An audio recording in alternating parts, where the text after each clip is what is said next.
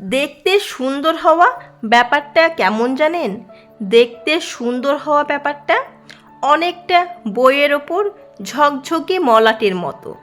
মলাটটা নষ্ট হয়েই যায়, আসল গল্প তো থাকে বইয়ের ভেতর।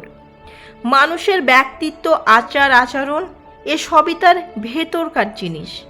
সুন্দর চেহারা একদিন তার জৌলস হারায়, পেশিবহুল শরীরেও একদিন মেদ জমে, মাথা ভর্তি চুল একদিন পড়ে যায়, পড়ে থাকে শুধু খোলসবিহীন আস্ত মানুষটা।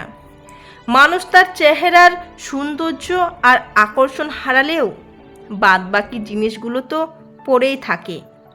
যদি সুন্দর চেহারা দিয়ে কাউকে সারা জীবন আটকে রাখার কথা ভাবেন, তাহলে ভুল ভাবছেন। আপনার ভাবনাটাই ভুল। প্রেমের ক্ষেত্রে যদি সৌন্দর্য প্রাধান্য পেত, কিংবা যদি পেশিবহুল শরীর যদি মূল্য পেত, তাহলে পৃথিবীর কোনো সুন্দর কিংবা সুন্দরীদের ব্রেকআপ হতো না। দেখবেন অনেকে অসুন্দর হয়েও, কুৎসিত কদাকার হয়েও সুন্দর কিংবা সুন্দরীকে পেয়ে তাকে তীব্রভাবে অবহেলা শুরু করে। সৌন্দর্য শুধু মনকে আকর্ষণ করে, সারা জীবন মনে আটকে থাকে না।